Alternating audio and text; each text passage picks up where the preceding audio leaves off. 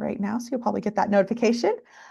Just wanted to thank everyone for coming to this iteration of the Fall Talk Series of the SCERN Science Communication Education Research Network, which is a group of folks across science education research and science communication research and practice who are focused on improving science communication education, especially for undergraduate science students. And today I'm going to stop my share so that Dr. Fa can get her slides up. Today we have the privilege of hearing from Dr. Meara Fa, who is a colleague of mine at Colorado State University. She is in the Communication Studies Department and does work related to interpersonal communication and health communication, and has some really relevant work for us today about navigating conflict in conversations, which I think is something that our students and ourselves often have questions about. So really excited to hear from Dr. Meara Fa, and I'm going to hand it over to you.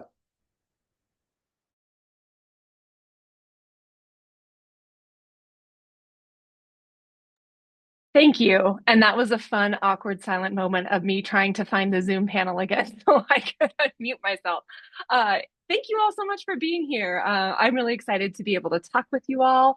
And so, the title of my talk is Keeping Your Cool, Navigating Difficult Conversations in Interpersonal Relationships.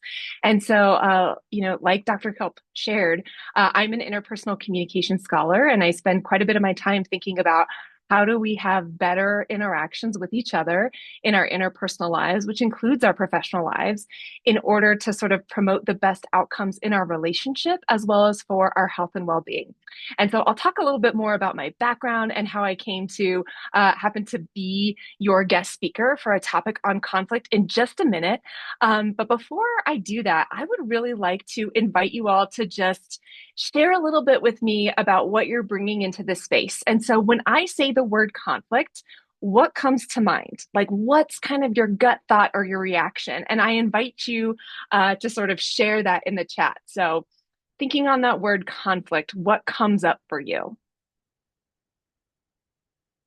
Ooh, getting some good answers already. So, unions, that's a good one.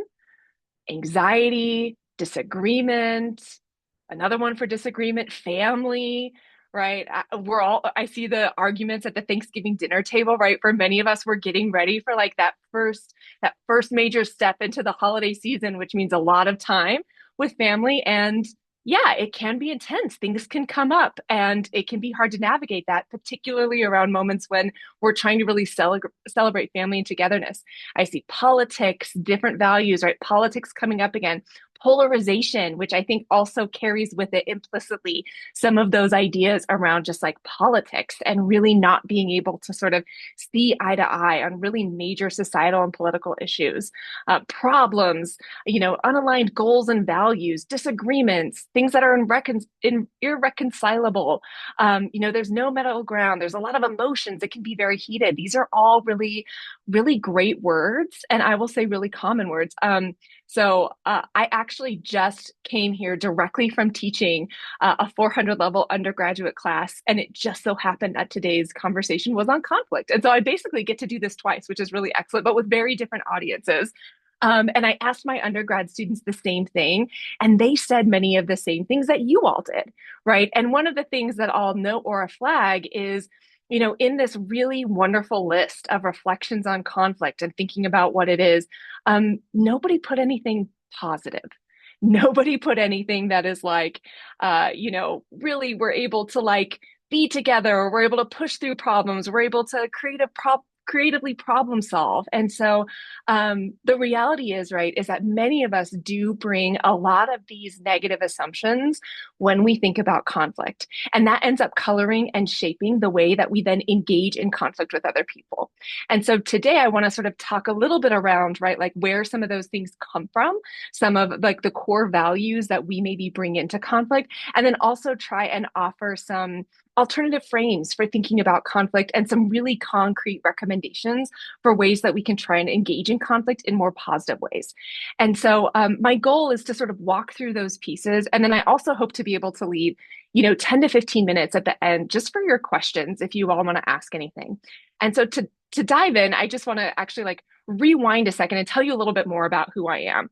And so Dr. Kelp gave a really nice introduction, right? So my name is Meara. I use she, her pronouns. I have my master's and my PhD in communication studies. I also have my BA in communication studies, right? So I have like a good, deep background in communication. And I have been a teacher or a professor and a researcher for more than 10 years, specifically looking at interpersonal relationships.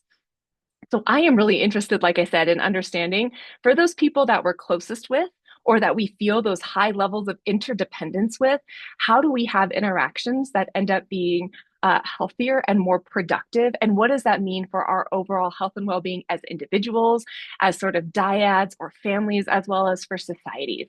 And so in addition to just sort of who I am as a scholar, I'm also a certified mediator and a restorative justice practitioner. So I participate with the city of Fort Collins in offering pro bono mediation services for both their workplace mediation program as well as for their community mediation program. So I help people in my own community who feel like they have intractable conflict have better conversations together to arrive at solutions. And then it also just happens this fall that I am the interim ombuds here at CSU. And so what that means is that in addition to sort of my usual, faculty role, I am also working part-time in our Office of the Ombuds as sort of a confidential and impartial alternative dispute resolution manager for the university. So I'm spending a lot of my time this semester with colleagues from all across campus coming into my office to talk to me about the conflicts they're having and working as a thought partner with them to try and resolve this. So when it comes to conflict, I spend a lot of time thinking about conflict from that more like theoretical lens. And then I actually spend a lot of time on the practical side as well, actively working with people to try and resolve conflicts in relationships that matter, that feel really stuck and really intractable. So that's a little bit of my background and maybe, again, like why I am an okay person to hear about conflict from. And so I'm excited to be here with you all. And so let's dive in. Let's talk a little bit about conflict. Inherently, right, we all know what conflict is. We've all experienced it on some level. And it's something that, again, we all have these initial impressions about. And so I usually like, when I talk about conflict with different audiences, I like to share a definition of conflict, mostly just to make sure that we're on the same page and to really sort of get us thinking about what some of the core features of conflict are that actually might help us in thinking about what it looks like to resolve conflict. And so this is a definition that comes from Hawker and Wilmot. They're two very prominent communication studies conflict researchers. And they say conflict is an express struggle between interdependent parties who perceive incompatible goals, scarce resources, and interference from others in achieving their goals. And so you'll notice in this definition, I've bolded a couple of pieces. The first one is that word interdependent. We have conflict with people because what we do affects and matters to them, and what they do affects and matters to us. So when we're thinking about science communication and education and these conversations, we have conflict around topics related to science, around misinformation and disinformation, in part because those decisions, right, those conversations affect how we make decisions as a public and as a community. And we are ultimately like impacted by others. And so that interdependence is a really key part. The existence of that interdependence is why conflict can happen. And it also can be one of the pieces that can actually help us unlock conflict and move forward. Some other important pieces are sort of this perception of incompatible goals, scarce resources, and interference, right? So conflict happens when we perceive the other person or the other people, depending on what we're talking about, as standing in our way. And so, again, part of the sort of challenge and the beauty of that is if there are ways we and the other people can sort of reframe and work together to think a little bit differently, we can potentially unlock some really interesting and creative solutions to our conflict. And so, again, I like to share this definition because I think it helps us be on a similar page for a starting place. And then it allows us to really begin to think creatively about what it looks like to move forward in conflict in positive ways.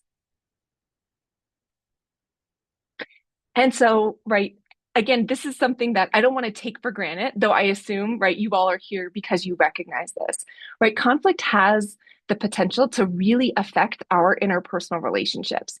And when I'm talking about interpersonal relationships, of course, I mean those close relationships. I mean those relationships with family, sitting around the Thanksgiving table, right? Talking about what we're thankful for, and then also trying not to fight about conspiracy theories or politics. I mean, those relationships. But this also, right, our interpersonal relationships, they show up in our classroom, they show up with our students, with our colleagues, with our collaborators, right? They show up in our community. And so interpersonal is a pretty big term to cover these relationships where we may find ourselves talking with people, who we are deeply close to, as well as people who maybe we're not so close to. But again, our futures are tied together in some way because of that interdependence. And so in interpersonal relationships, right, the stakes feel high because we care. If we didn't care, right, we wouldn't really feel like this is a conversation we need to have. We wouldn't really feel pressed by that discomfort. And so we care, and that caring is ultimately a good thing. And it can also present some of those challenges because when our emotions get involved, things can begin to feel a little bit high stakes and it can be a little bit harder to sort of continue to be our best self or our best person in conflict. Another thing that's true about us is we bring our relational history, all of our baggage into every conversation that we have with other people. And so, as much as we might like to think of ourselves as like objective blank slates when it comes to the conflict space, the reality is that we all begin to be socialized in conflict from the minute we were born and we were placed into a family. And so our families are some of the earliest spaces where we learn about conflict, and then we continue to learn about it as we go to school, as we, move into the workforce. And so we all have different assumptions that we bring into conflict that then show up and influence how we experience that with each other. Because we care and because we have this baggage, we tend to have two common conflict responses. The first, and I would say the most common, is to avoid, right? We try not to have the hard conversation, or we try to make the hard conversation sort of as brief and perfunctory as possible. We want to keep the peace. And really, what keep the peace means is just not have the hard conversation because it feels hard, it feels high stakes, it feels risky to do otherwise. The flip side of that is, right, we try to attack or we try to debate. We try to really use sort of like our logic and our knowledge and our expertise in order to drive home our ideas. And of course, right, as scientists, as people with expertise, that can feel like a very comfortable space to be in because we are used to being in worlds where that is deeply valued. And the reality is outside of our academic homes, that may not be seen as valuable as we would like it to be. And so if our default is to sort of attack or debate, we again may feel like we're drawing upon our strengths and upon something that should be sort of respected and valued and understood. And ultimately, maybe doing that in ways that are selling ourselves short and making it even harder for audiences or interpersonal relationships to hear us. And so I'm curious, I have another sort of question for you all that I would love to see some, reflections on in the chat. As you think about your conflict default, right? Like what is the conflict or what are the conflict behaviors that feel most comfortable for you? Do you identify as a person who tends to avoid? Are you one of those people who likes to like ride into the metaphorical battle and attack head on? Do you seek compromise or do you do something else, right? Like what does conflict tend to look like for you in your life?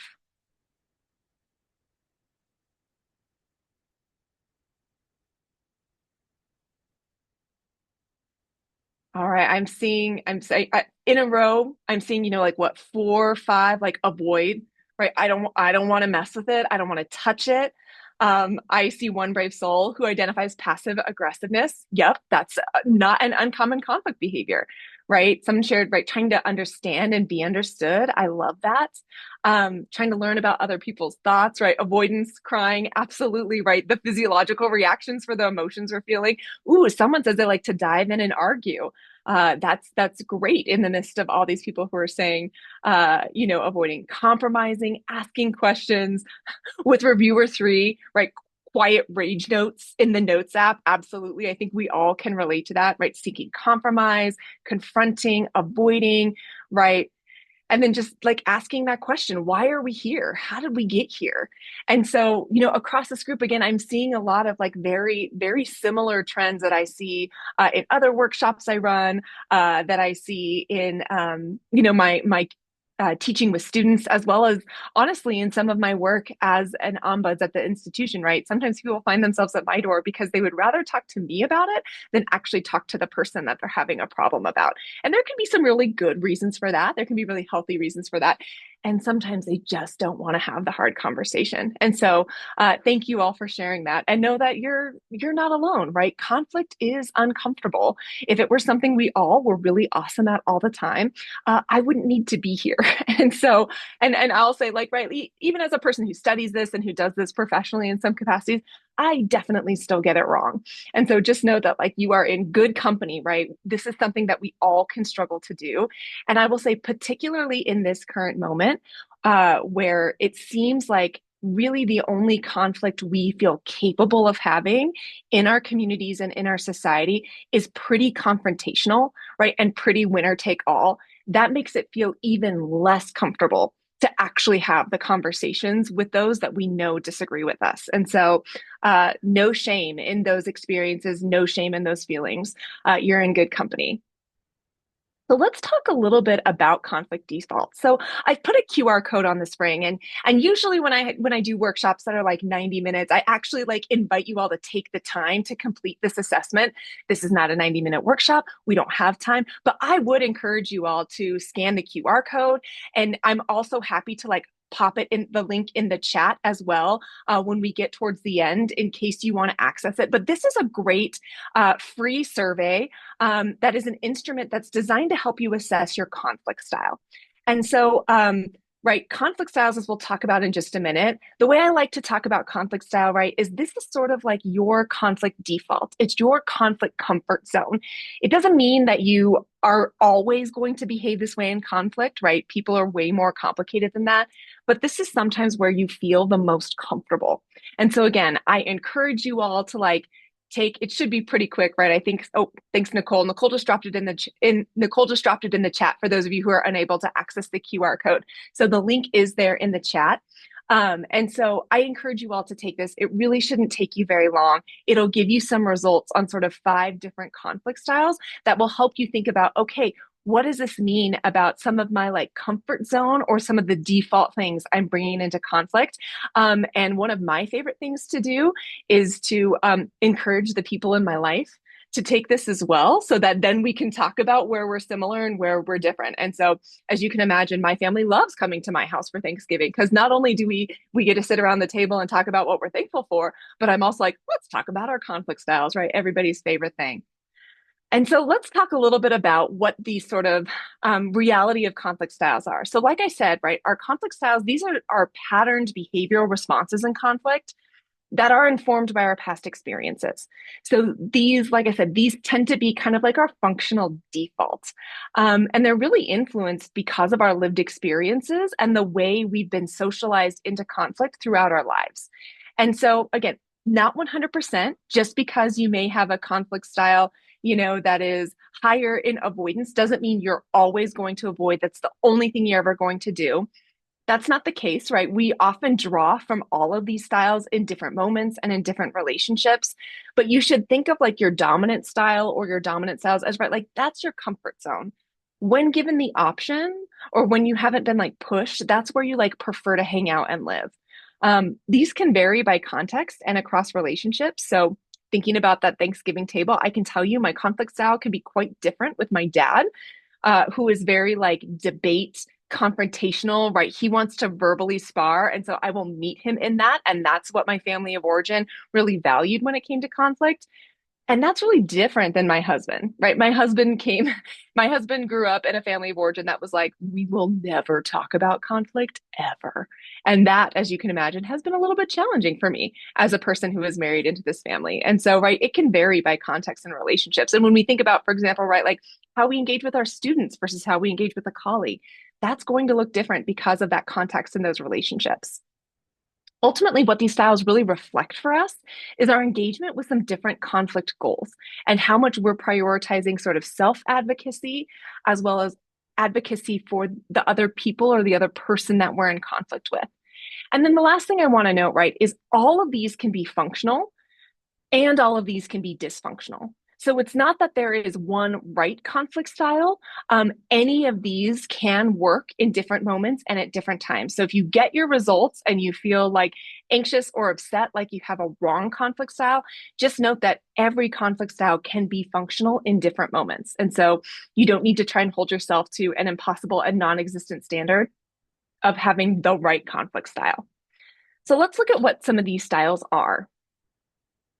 And so this is just sort of a map of what these styles can look like. And I said, right, these styles tend to be based upon what our goals are. And so you can see over on like the left-hand side of your screen, right, one of our goals has to do with our assertiveness. And this is all about, right, like how much do I actually care about myself?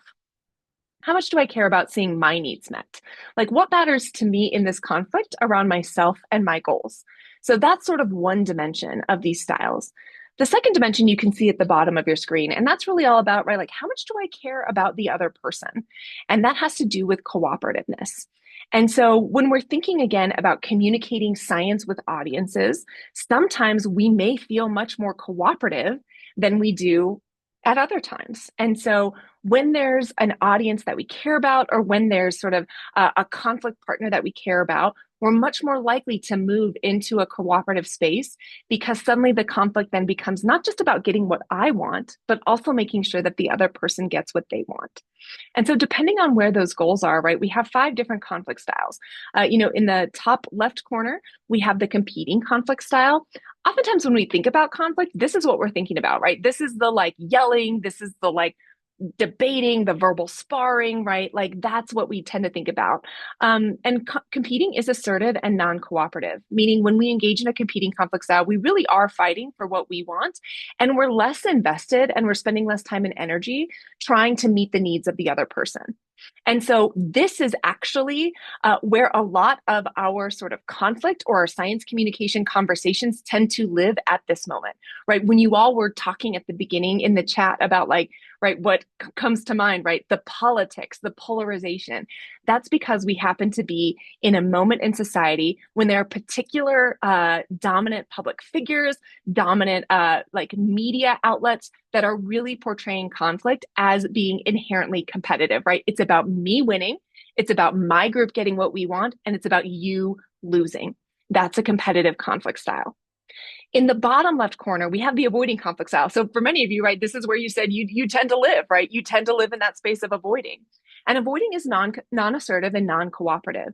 And so people who avoid, right, like you're not asserting or you're not advocating for your own needs. You're also, by avoiding the topic, not creating space for other people to advocate for their needs. So that's why this is considered non-assertive and non-cooperative. And so avoiding, again, can be very functional at different moments.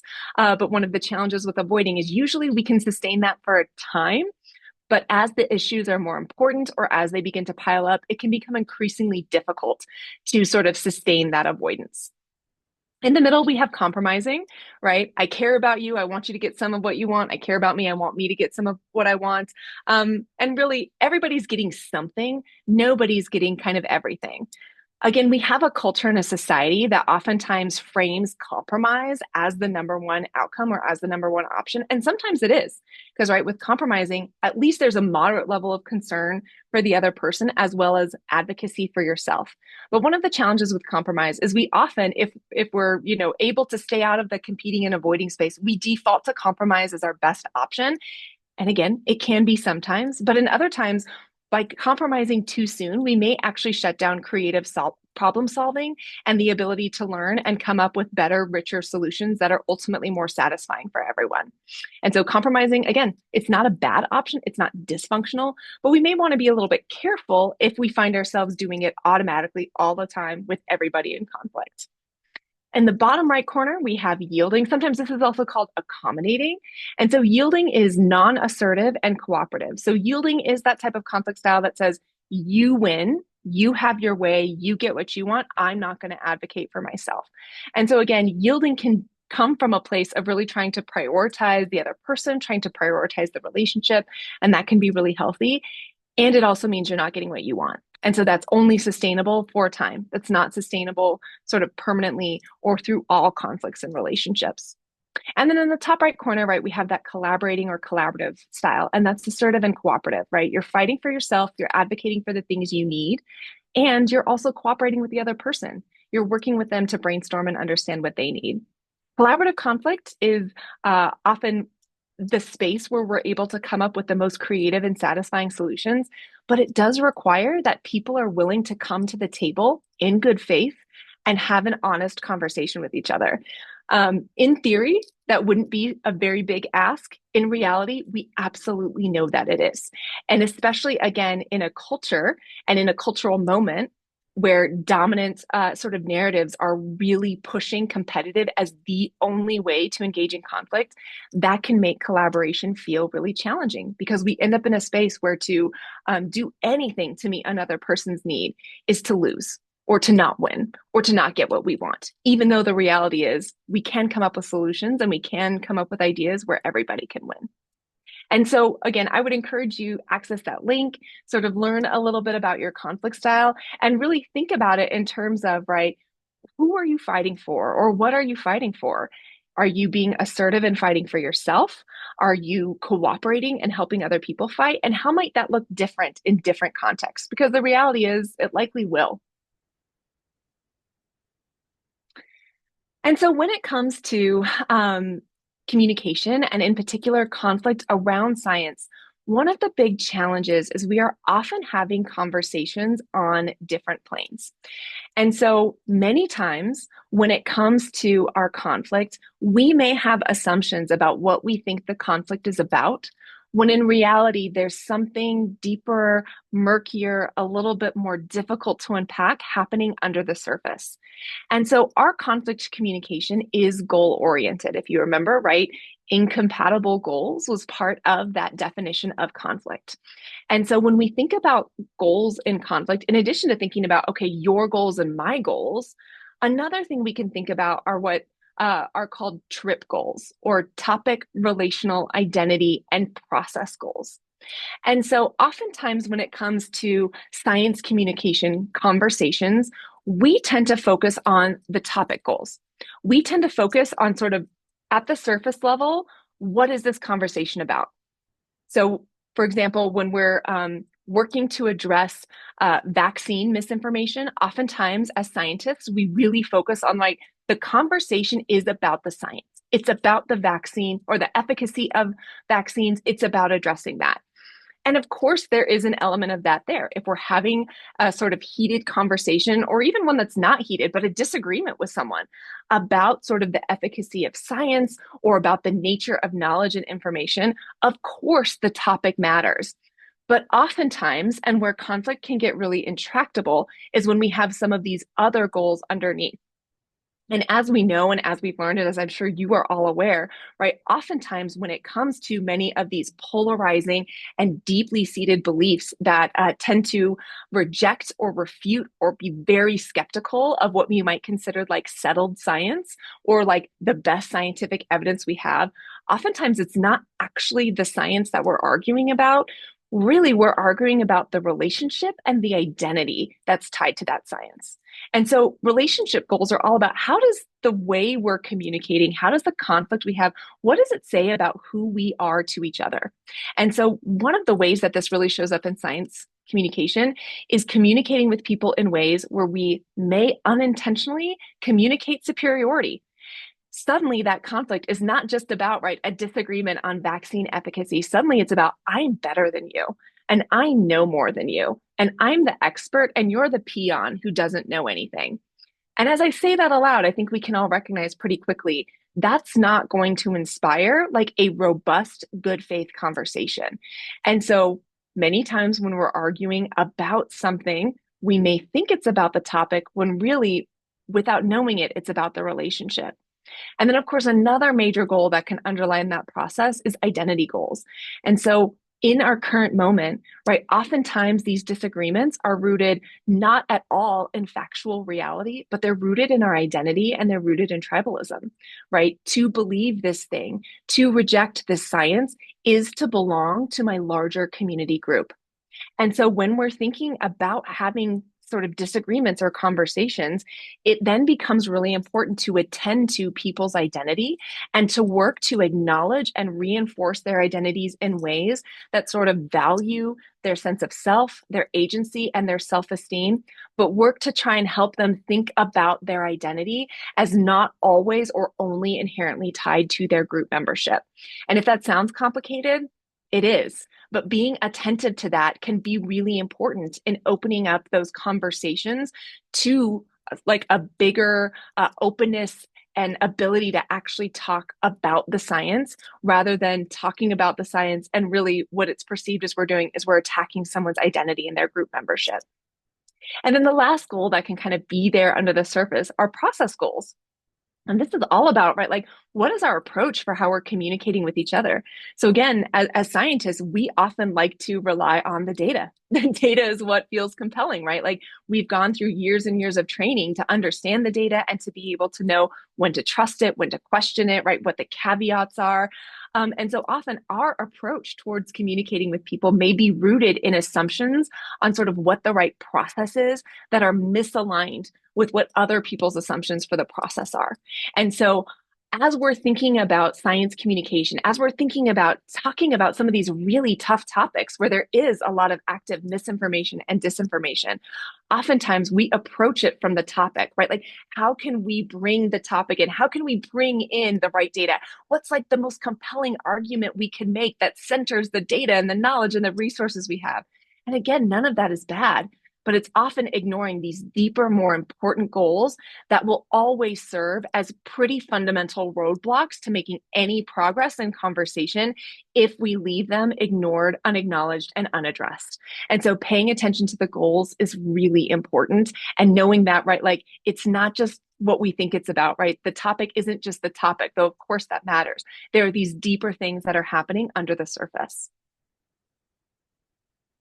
So what can we do about that?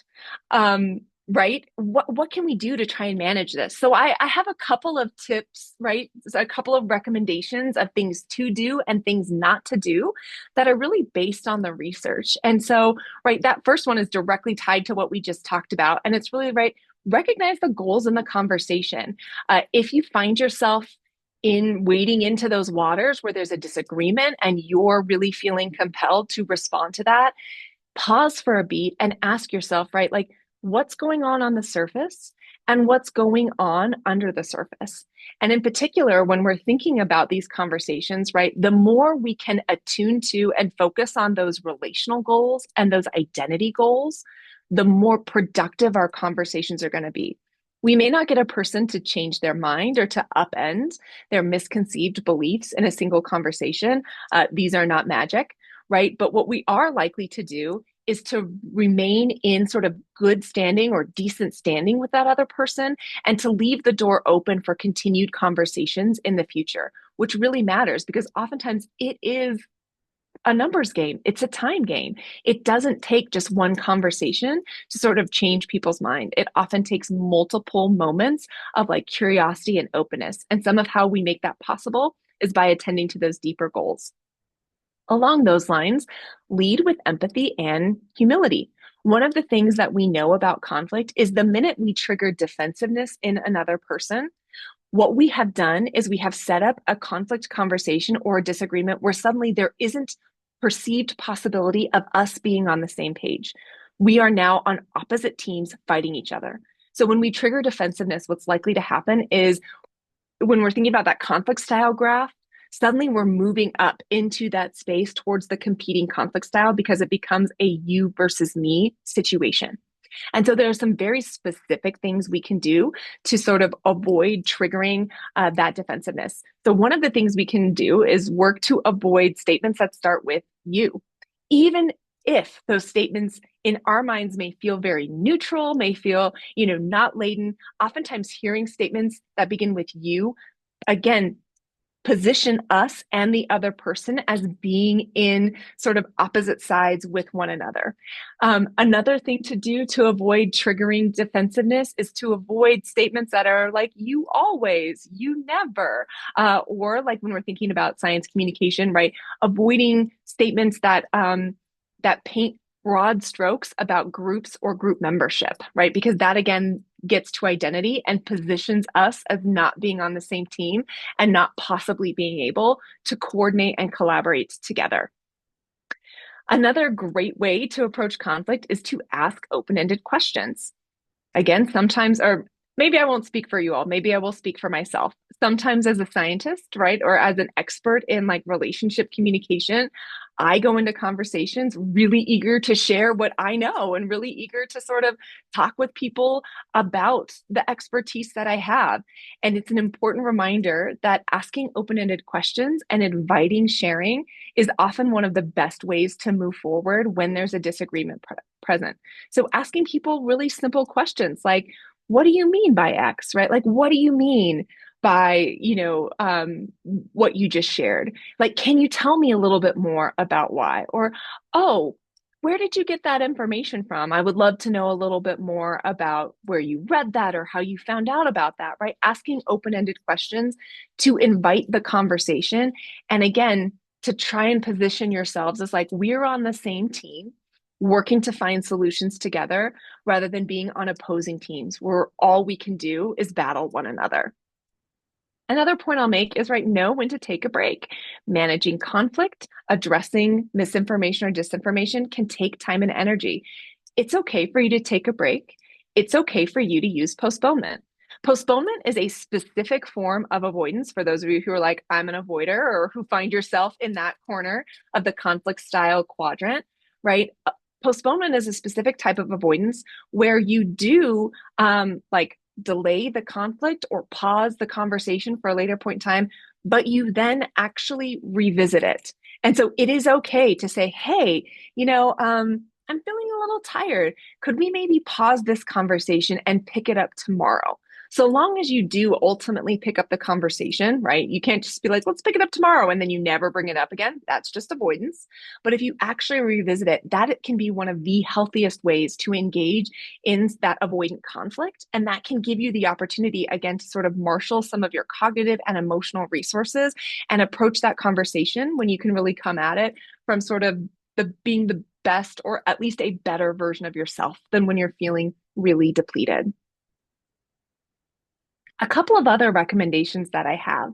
And so avoid words like never or always. Those words, when we use them, right, they move the conversation from talking about a person's behavior or their knowledge into a condemnation of their character or identity.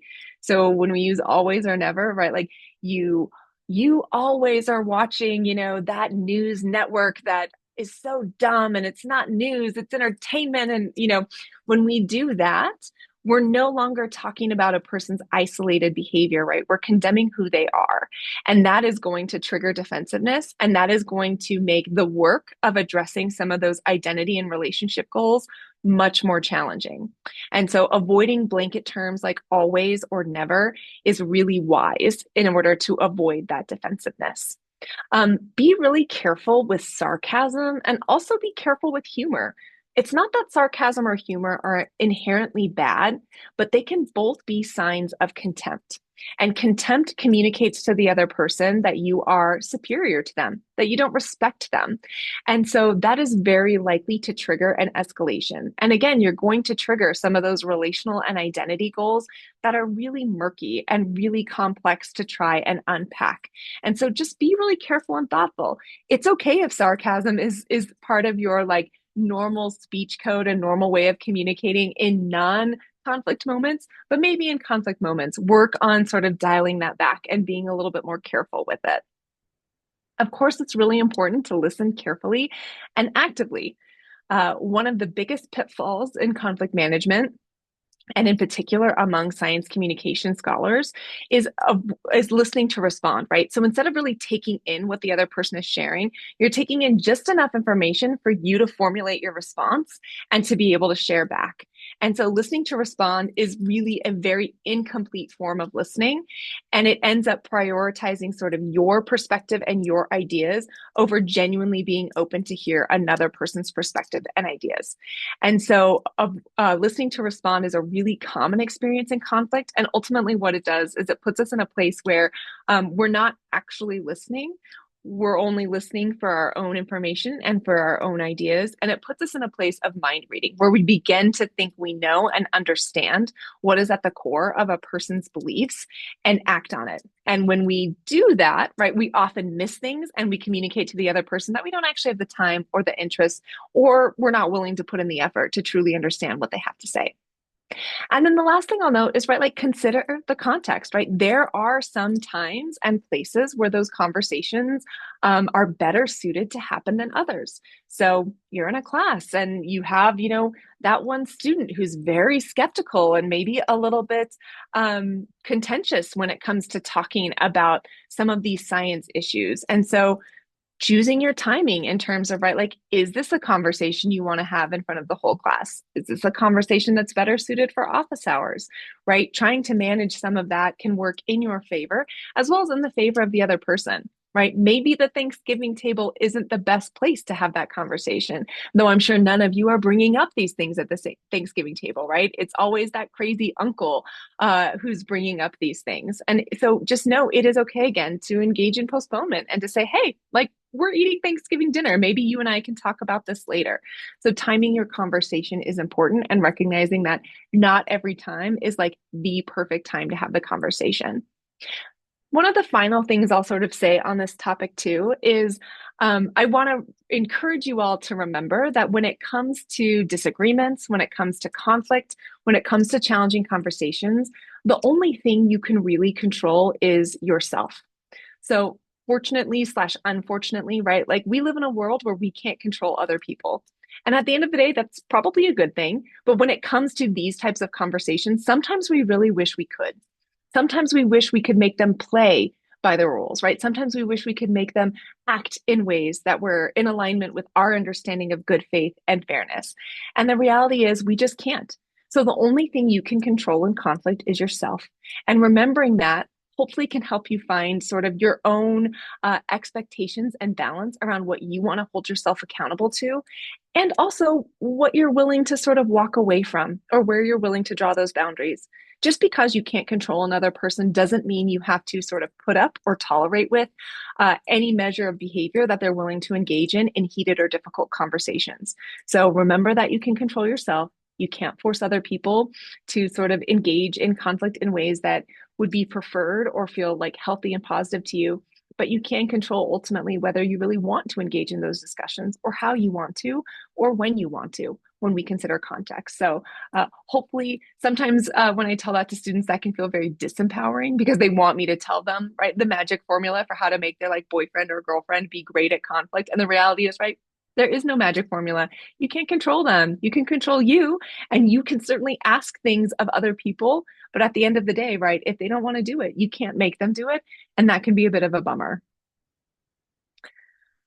That is really what I have for you all. So thank you so much for listening. And we've got like a good 15 minutes for questions. If you all have them, I would be happy to answer them. I've also included my email address here at the bottom of the screen, and I'm happy to put it in the chat. And you can feel welcome to reach out too if you have other questions. But thanks for listening. Thanks for sharing.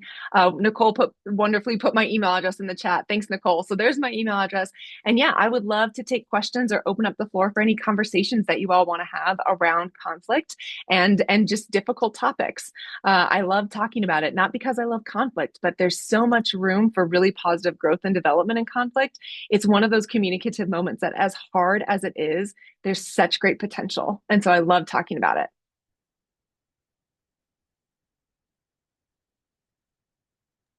Awesome. Thank you so much, Dr. Fa. I am putting in the chat. I just want to make sure before we get to 3 o'clock that, or whatever hour you guys are on, I've put a form in case anyone wants to get added to the mailing list for future events like this. But then I will moderate Q&A here because I see some hands raised. So Jennifer, I see your hand first. If you, yeah, like to unmute and ask.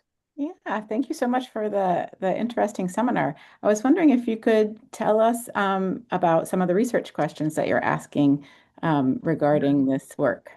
Yeah, yeah. So some of the research questions that I'm asking. So I actually just completed a pretty large interdisciplinary study where we were looking at experiences of stress and conflict mindful partnering, positive communication patterns, and positive conflict outcomes. And so this was like a pretty intense study where we brought romantic partners into the lab. We hooked them up, to heart rate monitors and skin conductance monitors, and we're looking at their stress and having them engage in conflict.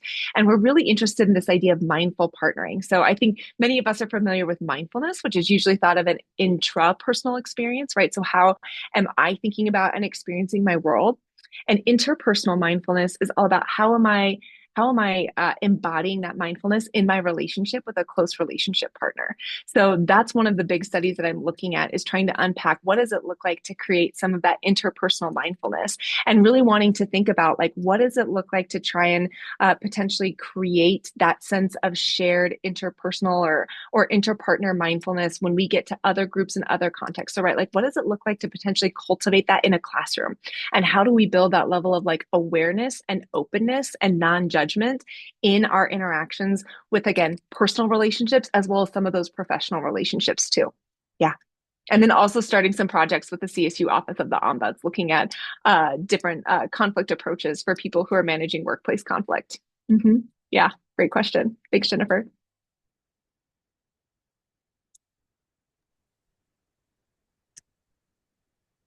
Oh, great question, Andrew. So, can you speak more to resolving conflict with people who are on a higher professional hierarchical level? That's a really great question, right? And we didn't really spend much time, or I didn't really spend much time in my presentation talking about power differences. But of course, power is like very inherently tied into conflict.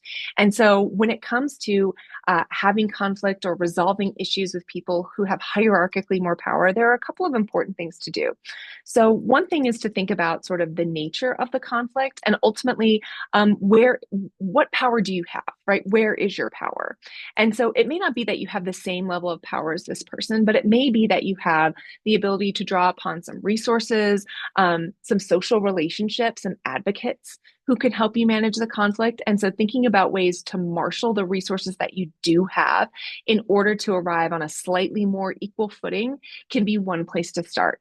I think another place to start can be in sort of the disagreement, actually like explicitly naming that power differential and recognizing it in conversation with that other person, and being clear and saying like, hey, I understand, right? Like, you are my boss, you are my supervisor, right? That's just an example of a relationship where there's a really clear hierarchical power difference. But naming that and getting that out on the table, so that rather than kind of like dancing around in this world where you both know it's true, but you're not talking about it, it actually can become part of working on accomplishing those process goals that I mentioned, because power intimately plays into like the relationship, the identity, and especially the process. And so actually naming that can be really helpful.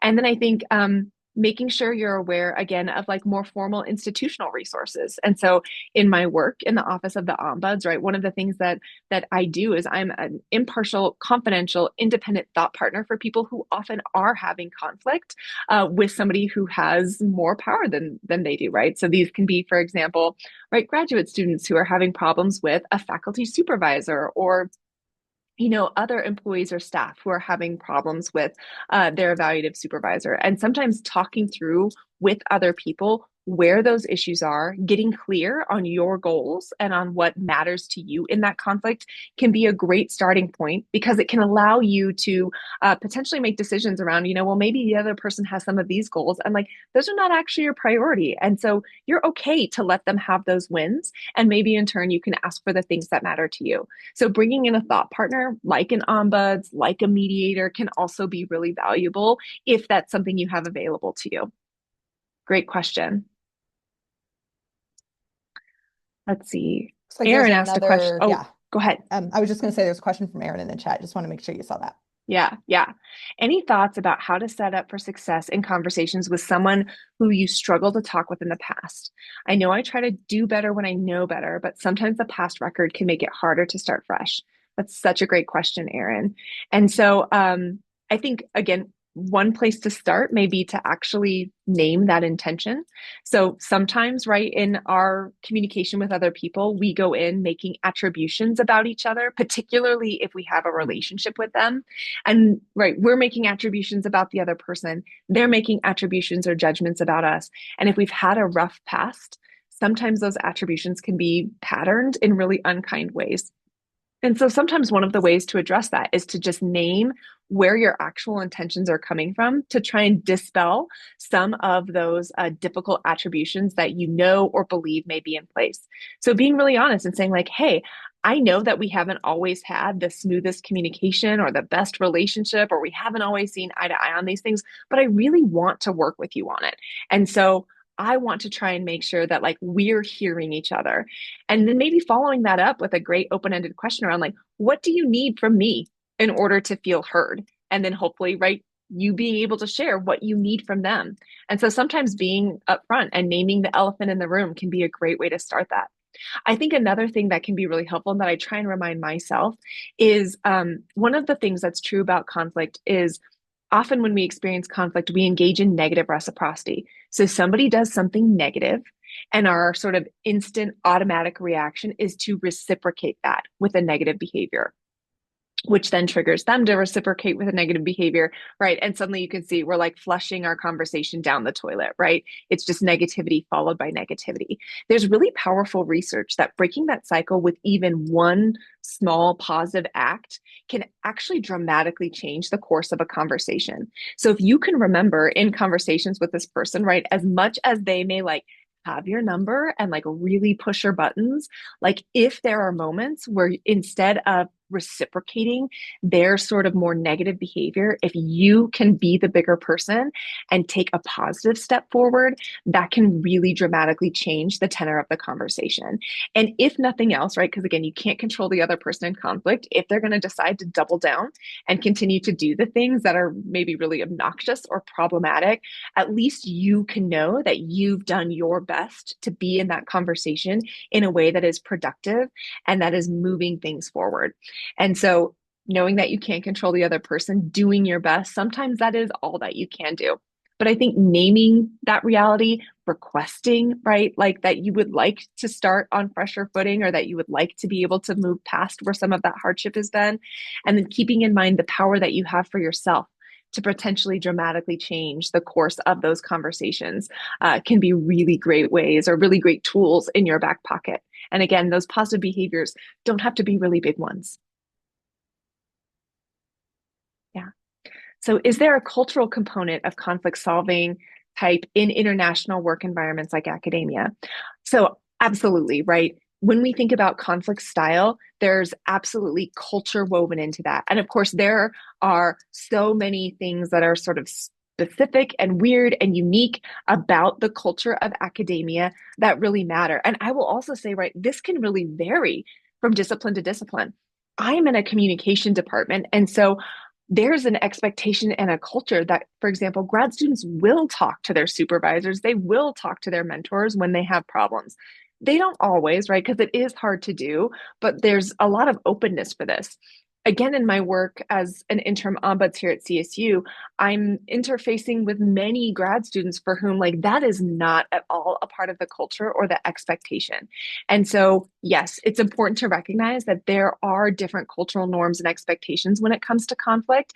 And so, different people might be open to different ways of addressing and resolving conflict. And so, my presentation was really based on more of a US centered approach to conflict, recognizing that there can be vast differences across the globe, and also with a talk where I had an hour, not possible to dig into all of those. And so yes, there's a lot of complexity in there. There's a lot of complexity in higher education. And this is where if you have a mentor, it can be really helpful to maybe have some of these conversations with them around what those norms and expectations are to get clarity. And I encourage my students to do that, not just with me, but also with other people in my department and other people in the university. Because again, I have a perspective.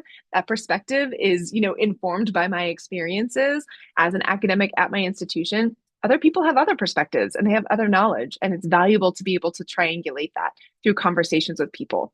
So that's a great question, and I really appreciate that and totally recognize, yes, culture is woven through all of this, and it's very complicated.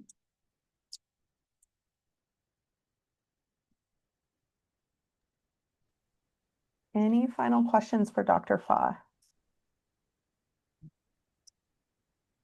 Well, I just want to thank you so much.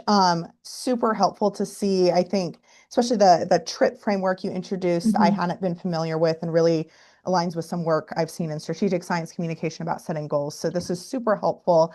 And I encourage those of you who want to hear about more events in the future that we'll do next semester I'll recopy that link so it shows up at the bottom of your chat. And thank you again, Meara, for your time and everybody else for joining in. Have a great rest of your Yeah, day, you thank you all. all so much. I really appreciate having the opportunity to chat with you all. And please don't hesitate to reach out if you have questions or would like additional resources. Thanks, everyone. Bye.